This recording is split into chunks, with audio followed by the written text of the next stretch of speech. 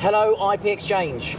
We have now come to some of the last of our videos at CES, and I think that we've actually left one of the best for last. So before I do this in introduction and introduce you to GP Singh, who's the CEO from Ambient Scientific, I'm just going to do a little introduction, which I don't normally do with these videos, but I just want to tell you some of the things that we've learned about the world of AI while we've been at CES and some of the videos that you've seen. So first of all, I think that if I were to buy a cheeseburger at CES, the first thing that the cheeseburger vendor would say to me is, would you like AI with that? Because that seems to be the general approach of everybody in the electronics industry.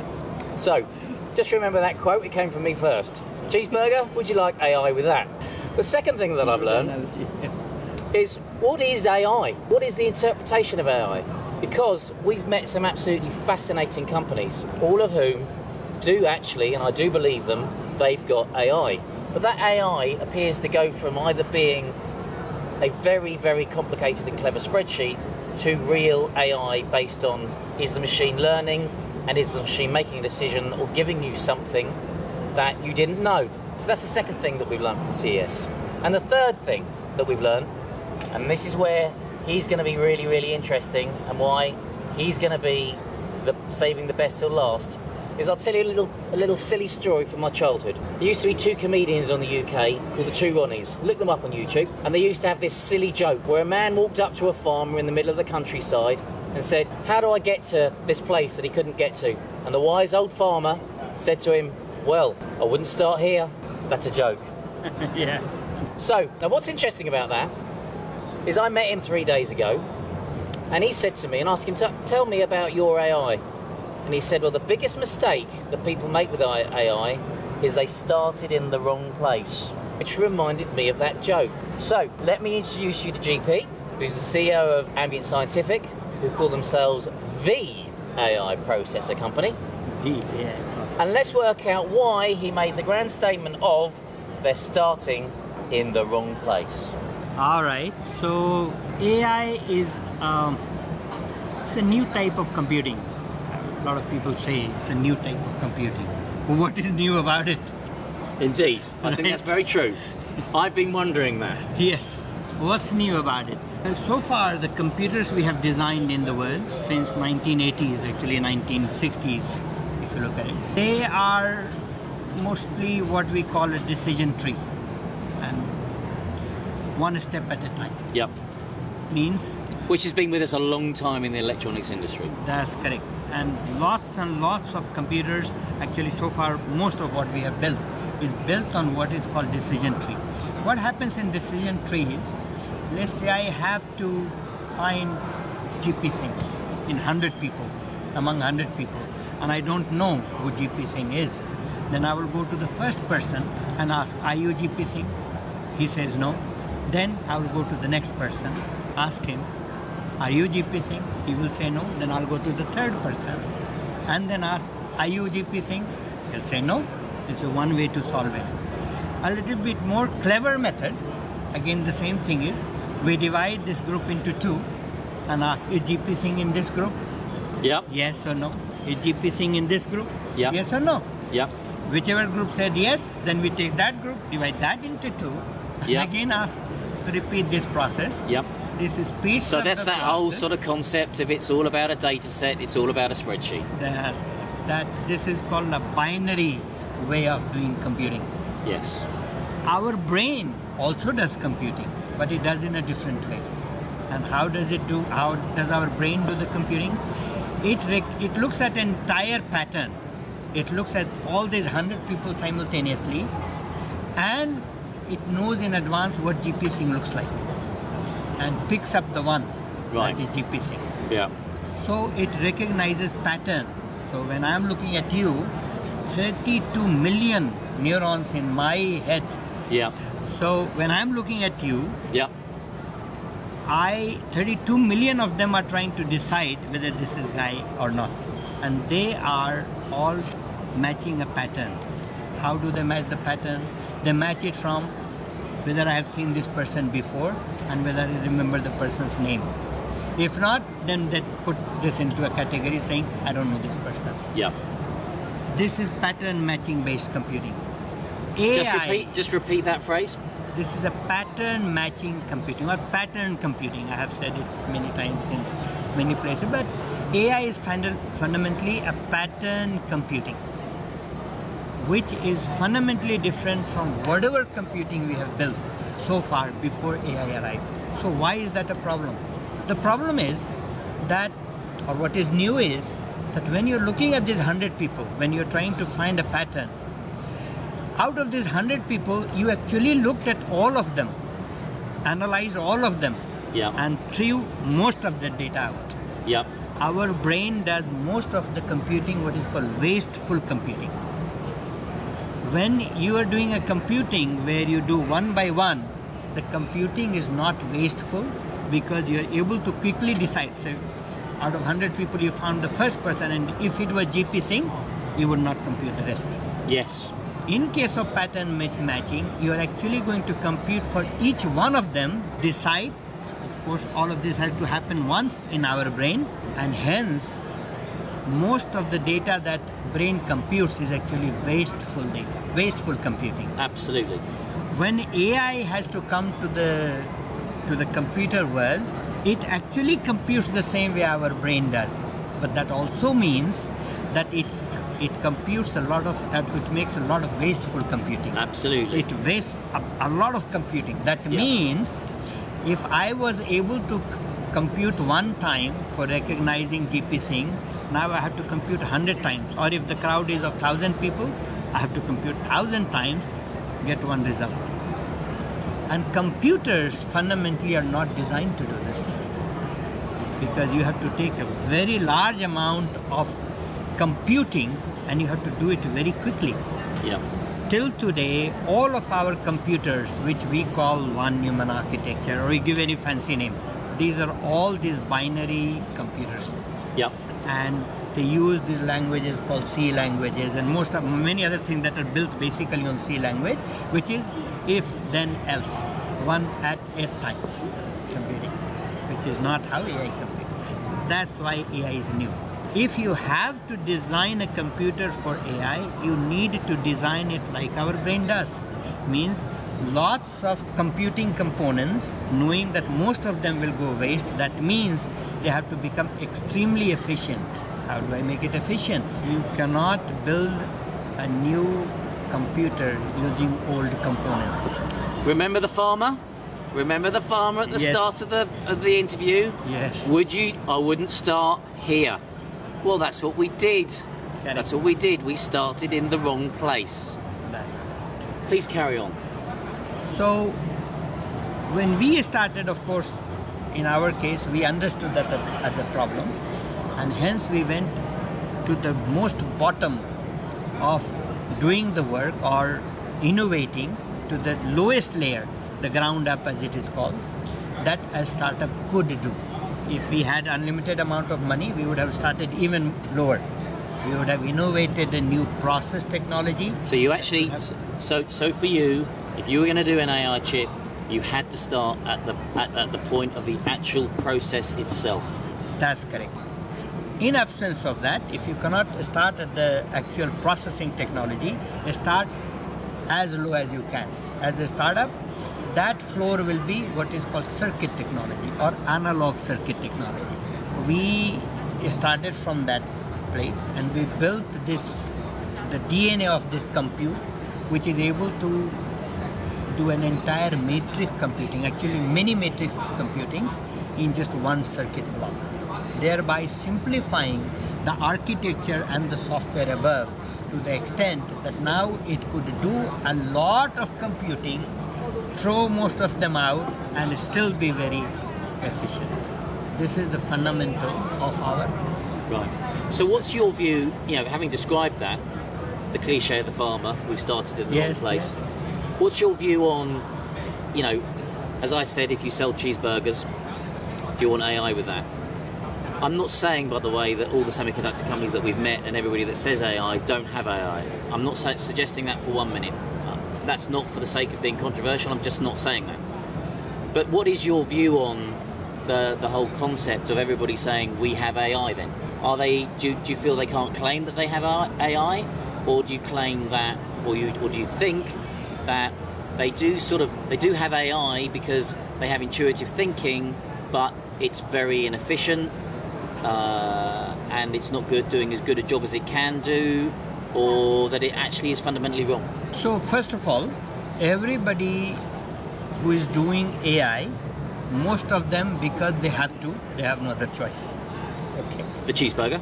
The cheeseburger. So they are doing to best of their ability. So we have to give the credit to them, that anybody who says I am doing AI, he believes he is doing AI. Let's say I take a person, let's say I want to cook Chinese food. Somebody put a gun on my head and said, you have to go and make a Chinese dish. I will cook a Chinese dish. From my point of view, that'll be the best Chinese dish I have cooked. Not from the person who is eating it. So, but by definition, it'll be the best Chinese dish. So, you have companies where people who are responsible for building this AI into whatever they are doing, they have been told by somebody that we need to have AI. Or some founder started because somebody had money to give him and he is attracted to do a startup that can become the next WhatsApp in the world. Very attractive proposition. So he does AI. And to the best of his ability, he is doing AI. It's just that only some of them can be 5-star Michelin cooks. Most of them cannot. Yeah. We are the 5-star Michelin cooks, that's all. Yeah.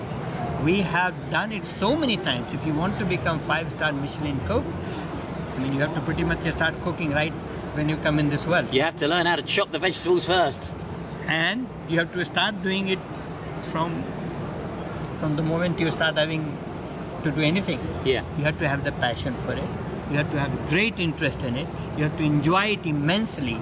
We as a team, me as a person also, have loved electrical engineering since I was as young as I can remember. Okay. Just playing around with things. Most of our team members fall in that category, very passionate. Now, the other factor that has to be is that if I want to become the Chinese Michelin-Star cook, I have to be born in a Chinese family. Means you have to be in the right place at the right time so that you can learn the right skills to be able to become that cook. That is the case with us. Some of our team, me especially, happened to be in the right place at the right time to learn the ingredients. What was that right place and right time? So, what you need for be able to do the right job for building an AI chip is that you have to have component of great circuit design. If you're not able to do circuit design all the way down to the transistor level, you should not be building AI chips. This is my belief, of course. This is my version of the Chinese dish. Yeah. And you have to understand the process technology, the manufacturing technology to the last detail. You have to have the exposure. Just to challenge you there, yeah. You're then talking about the only possible way that anybody could do AI today is if you're over 50 years old. Your architect in today's world has to be more than 50 years old if you want to compete in the AI chip world, yes. Because otherwise he would not know the intricacies of what happens inside. Mythic, some of the companies are a great example of this because they did not know what could go wrong in manufacturing technology or the process technology is why they picked the wrong ingredient. Again, the Chinese food. If I start with the wrong grain, wrong spices, I will never be able to build the Chinese food, no matter how hard I try. Yeah. And no matter how much cooking I may have done of the right amount of roasting, right amount of the wrong spices, you will not get there. Yeah, yeah. So same way, yes, the guys who are guiding this have to have that exposure. Then only you can compete at least with us. Yeah. At least in technology. Yeah. And for our listeners, you have a very biased view. Sure, go ahead. Which is fine. Which is absolutely fine. So let's just the world of AI is going to be with us now forever. That's it. We've gone over the threshold. So everything's got to be AI enabled. Every single member of our community, forever now, will be asked the question by their bosses. You know, whatever they're building, I need to have AI. Yes. Now, the reality to that is, just good enough AI sometimes will be okay. Correct. Yeah. So, which is why lots of the AI that we've seen this week is absolutely okay and is absolutely fine, because it's just got to get over a threshold to do a certain job that they need that they need to do. So 100% correct. So let's just come back to you, because this is the whole point of this video. I think it's a lovely. I've looked forward to having this chat ever since I met you 3 days ago. Okay. And it spent me 3 days to work out how I was going to have this chat. Oh. So it just shows how, you know, I'm not AI enabled. It takes me 3 days to do that processing. So just give us now you laid down that platform about, you know, let's just keep using that. I started with the cheeseburger, you went 5-star Michelin. I didn't know you were going to do that, but that's what you did. Just tell us now an introduction about what Ambient Scientific do, because, you know, what you've said is if you want the best AI, you know, it starts at the process level. You're basically going to have to come and talk to me. So you should. You're the CEO of a brilliant young company trying to take over the world. Nothing wrong with that. Just tell us now a little bit about Ambient Scientific and what engineers coming to you saying, I need AI. What are the things that you're going to offer them that they're not going to get from the just good enough AI, which isn't a criticism. It's just, you know, there's levels. But if you want 5-star Michelin AI, what does that mean? What are they going to get? Okay. So first of all, I like to draw a little distinction here. When my version of AI is all related to semiconductor. I'm not talking about the software part. And by the way, I'm only talking about the semiconductor part. Yes. We're talking only semiconductor. Yep. So first of all, our story. How does it all start, right? I mean, you're asking me to tell our story. You're asking me to tell what the young person should be getting from us. No, I think that's probably a different video. I think what I'd like to know is, I'm a design engineer. Mm-hmm. I need to solve a problem. Uh-huh. You're suggesting that if that problem is complex, just good enough AI probably isn't going to be good enough. That's correct. Yep. That's your pitch. That's my pitch. Yep. Yes. So what do I get if I come to you? So in our case, the hardware that we have built, if you want an AI, you want it at an affordable cost that you will get from us. You want it in a way where when you are developing something, whatever you're developing remains yours. You can say, look, I did, let's say, an algorithm, or I developed an application. This application is mine. Even Ambient Scientific cannot take it away from me. That we will provide to you. Right. Some other companies always provide to you, but many others will not. Which, by the way, will be another video, another time, that we talk about why that's going to be really, really important. Because re-engineering and people taking your ideas and putting them into your product, you can stop that from happening. But that's another discussion for another time. So Sure. Carry on. Okay. The third thing, that if you wanted to build certain devices, especially devices that have capability to compute patterns or compute AI algorithms, Yeah. and still be able to run on a small batteries. So power. And power consumption, then obviously you will have to use us for now. Especially if you wanted to develop your own IP with it. Yeah. That is, if you wanted to develop your own algorithm with it. There are companies that are doing ASICs where everything is, all application is built into the chip. You can use that into your device, and your competitor can also use that in your device. Then you'll be fighting on margins and cost basis only. Yeah. Yeah. Or you'll have to build a better brand. So if you're looking for affordable, low power consumption, and something that gives you ability to change and own IP or change the application by designing your own software, you will have to look for you'll have to look for us. Of course. So I think there's lots of things that we can talk about in the future, lots of subjects that we can cover. But just for now, this was a lovely introduction into, a roundup or a wind up of everything that our that our listeners and our readers would have seen from CES that we've reported. So we've had a lovely discussion about, if you like, philosophy in AI. Yes. Yeah. Yes. Manufacturing philosophy. What that means, and I think that makes a really interesting discussion. So. But just because we want that to turn into something commercial, we want to solve people's problems, and you want to solve people's problems.